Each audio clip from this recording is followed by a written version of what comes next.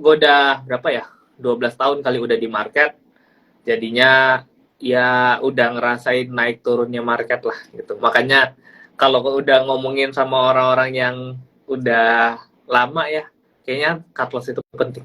Itu kenapa kita cut loss.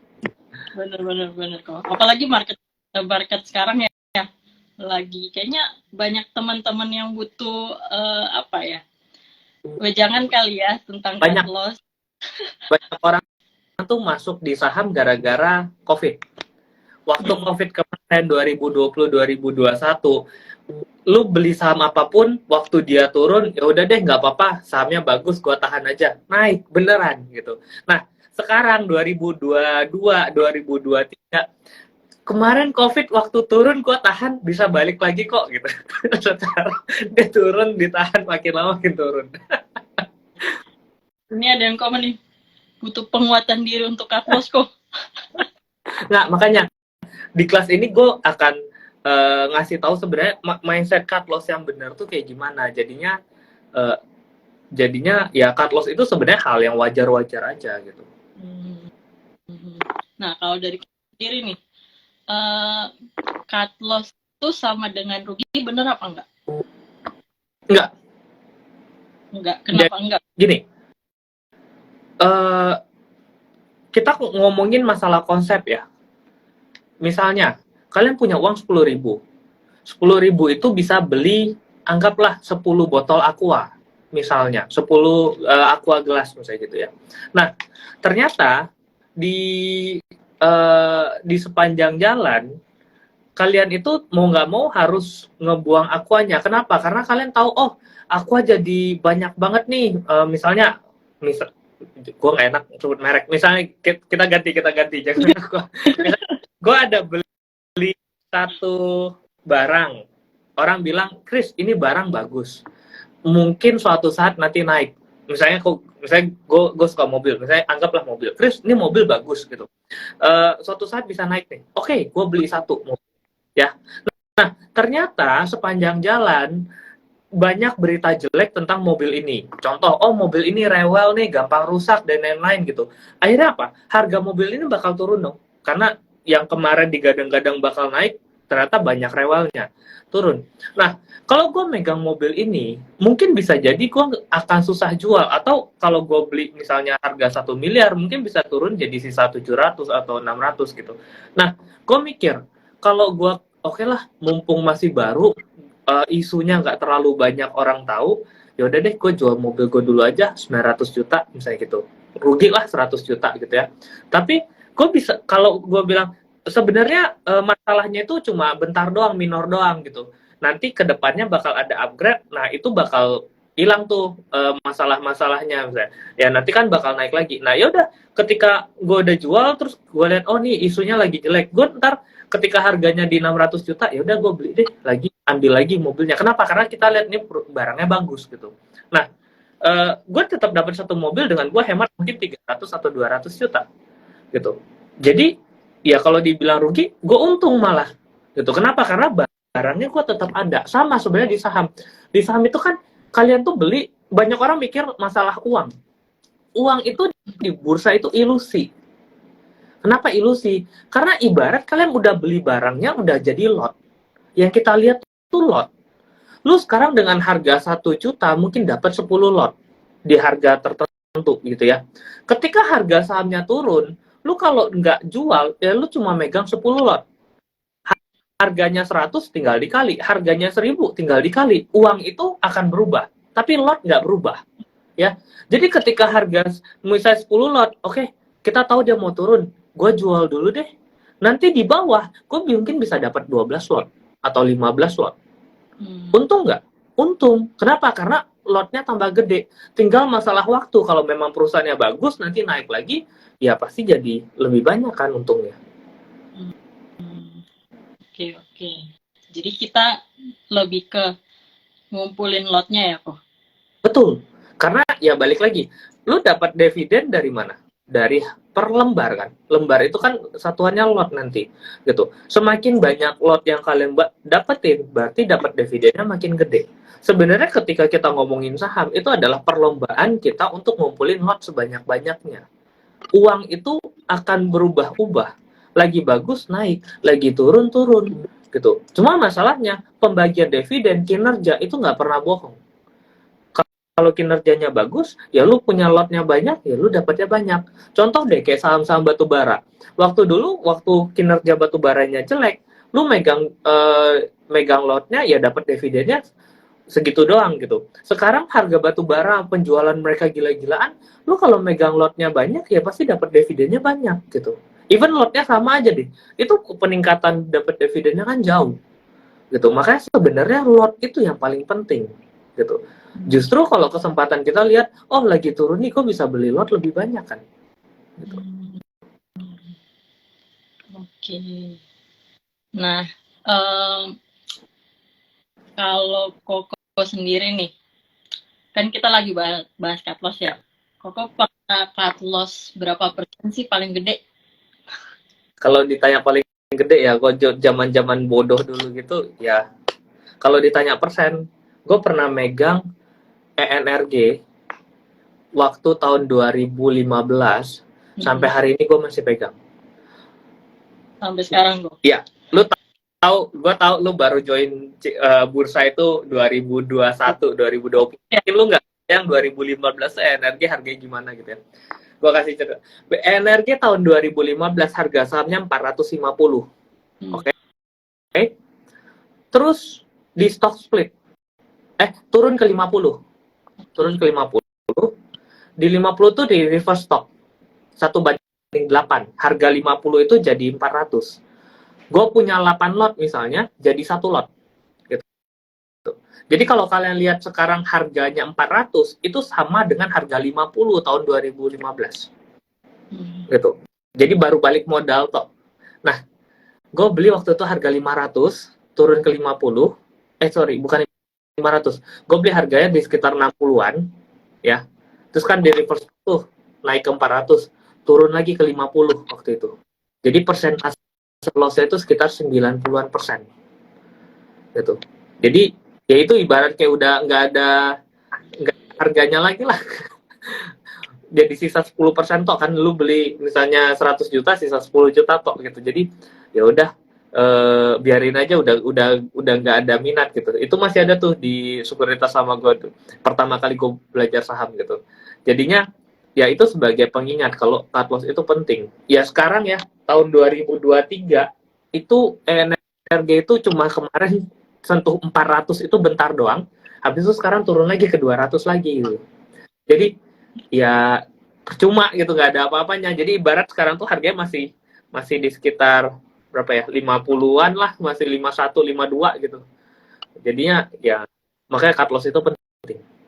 Ya, dulu aku juga belajar, kan aku awal banget, aku ingat banget deh, aku baru main saham, aku ada tanya Koko, aku lagi pegang saham ini nih, udah minus kayaknya di 10% ke atas lah. Aku tanya Koko tuh, waktu itu kalau nggak salah aku ingat BBYB deh. Oh iya. Terus aku tanya Koko, ini mending aku cut loss apa aku biarin aja ya? Waktu itu aku kata Chris, cut loss aja. Nanti kamu bisa gantiin cuan kamu di saham yang lain. Nah, besoknya aku cut loss tuh kok. Bener. Besoknya lagi bener-bener turun. Mending waktu itu harganya masih sekitar 1.400-an kalau nggak salah. Sekarang udah lihat BYB, sekarang sisa 600. Bener. Yang harusnya cuma 10% tuh jadi 50-60%. Parah banget. Bener-bener. Itu kalau aku nggak dengerin Koko, kayaknya aku udah minus jauh banget sih. Makanya banyak orang tuh ya mikir ya, aduh kok turun gitu. Ya udah deh, pasrah. Mereka pikir pasrah itu harganya berhenti. Padahal enggak. Lu makin pasrah, makin parah portfolionya. Gitu. Makin dalam. Makin tambah sakit. Lihat portofolio tambah sakit. Waktu kalian banyak orang mau cut loss, gue bilang, udah lu cut loss aja sekarang. Sakitnya itu sekarang. Lu nggak cut loss, sakitnya sampai nanti-nanti. Ya kalau dia balik lagi, nggak semua saham tuh balik lagi. Ada beberapa saham tuh naiknya overprice, gitu. Ketika dia naiknya overprice, ya nanti waktu turun dia bisa turun terus sampai ke harga wajarnya dan nggak akan naik-naik lagi. Dan kecuali kalian ngerti tentang faktor fundamentalnya, oh faktor fundamentalnya bagus gitu. Misalnya contoh kayak BCA, BCA lu mau turun beli lagi berani. Kenapa? Karena fundamentalnya oke. Tapi kalau banyak perusahaan-perusahaan yang kalian tuh masuk, gue beli deh, kayaknya lagi menarik, kayak lagi bagus, semua orang ngomongin, tapi nggak ada faktor fundamentalnya, itu yang bahaya gitu. Kok mungkin nggak balik? Mungkin balik gitu, dengan catatan kinerjanya bagus. Kapan bagusnya? Kita nggak tahu gitu. Bagusnya 10 tahun lagi, 5 tahun lagi, tahun depan, kita nggak ada yang tahu gitu. Cuma ya, kalau kalian tanpa faktor fundamentalnya ya berarti gambling namanya. Kalau tetap, oh beli lagi gitu. Karena ujung-ujungnya balik lagi akan ada dua orang tipe, satu trader, satu investor, gitu. Yang membedakan trader sama investor itu tergantung dari cara kalian nempatin uangnya, gitu. Kalau kalian cuma, kok gue punya uang 100 juta nih ya, gue nggak akan nambah-nambah lagi 100 juta ini, gue akan putar di bursa gitu. Nah, berarti kalian harus ada cut loss-nya dan kalian nggak bakal bisa jadi investor. Kenapa? Lu mau invest, kalau dapat pas lu beli sahamnya, contoh deh perusahaan lu bagus aja, kayak orang bilang kan waktu itu kan, oh Bukalapak oke gitu ya, Bukalapak bagus waktu awal-awal itu kan hype banget tuh. Nah waktu itu harga 800 900, mungkin belinya waktu ARB anggaplah di 1000 gitu, nggak usah 1300, anggap di 1000. Lu kalau punya uang 100 juta lu beli di Bukalapak 100 juta semuanya, ya sampai sekarang uang lu mandek. Nggak usah ngelihat harga doang, harga sisa 1/4 ya, tinggal hitung 1/4, tapi mandek gitu. Kalau kalian jadi investor, kalian boleh hold, tapi dengan catatan kalian harus berani average down. Dengan catatan lagi, Bukalapak kinerjanya bagus, fundamentalnya kalian percaya, baru boleh average down. Nah, kalau kalian melakukan average down itu, kalian boleh jadi investor dan nggak perlu cut. Dengan catatan tadi, fundamentalnya bagus. Gitu. Tapi kalau kalian cuma 100 juta, cuma muter 100 juta, mau nggak mau harus ada namanya cut loss. Average down, ya lu mau dapat duit dari mana? 100 juta doang, gitu kan? Gitu. Itu makanya cut loss itu penting. Nah, kalau buat pemula nih kok, kan kayak banyak yang baru join di saham nih. Ya. Nah, kira-kira ada nggak sih batasan kita tuh harus cut loss di berapa persen? Oke. Batasan cut loss tuh berapa persen? Gue pernah ketemu, mungkin kalian kenal juga orang JUC, dealer, satu-satunya dealer wanita. Itu kan lebih pengalaman daripada gue kan. Dia bilang kalau udah minus lu 15%, itu udah maksimum lu harus cut loss. Karena gini, kita selalu berpikiran semua perusahaan itu bagus jeleknya nggak ada yang tahu. Kalau perusahaan bagus harusnya naik, kalau perusahaan jelek pasti akan turun. Masalahnya di luaran banyak cerita bagus, harga saham turun. Artinya apa? Artinya perusahaan itu nggak sebagus sesuai sama yang diceritain di luar, berarti gitu. Kalau dia bagus dia pasti naik, ya. Gitu. Makanya jadinya kalau dia udah bisa minus turun sampai 15%, ya itu tanpa analisa apapun ya. Udah lu kena 15%, lu nggak bisa analisa, better out dulu. Gitu. Kok nanti kalau naik gimana? Selalu orang nanyanya gitu. Kok nanti gua keluar, kalau sahamnya nanti naik gimana? Itu pikirin nanti. Gitu. Kenapa? Itu nanti. Nanti itu bukan fakta. Faktanya adalah sekarang sahamnya turun. Gitu. Oke? Okay? Jadi trade lah sesuai sama fakta. Kalaupun nanti naik, kalian tetap bisa beli. Dan uangnya kalian tetap punya. Contoh, 100 juta minus 15%, sisa 85 juta. 85 juta itu nggak akan turun-turun lagi, karena kalian udah cut loss. Bener nggak? Kalau ntar naik lagi, teknikalnya bagus, ada analisanya bagus, uptrend lagi, kalian masih bisa masuk lagi dengan uang 85 juta. Tapi kalau kalian nggak cut loss, contoh kayak Bukalapak, sekarang sisa 25% dari modal, uang kalian sisa 20. Untuk naikin 25 juta ke 100 juta, itu butuh cari saham untungnya 4 kali lipat. Lebih gampang mana? cari dari 85 juta jadi 100 juta, dengan 25 juta jadi 100 juta. Akan tetap lebih gampang 85. Tinggal nextnya ya belajar gimana cara analisa yang benar, gimana cara entry yang baik gitu, gimana cara cek fundamental perusahaan-perusahaan yang bagus gitu. Justru banyak orang tuh ya nyarinya pengennya saham-saham yang turun, saham-saham yang murah, padahal yang lagi naik-naik itu bagus gitu.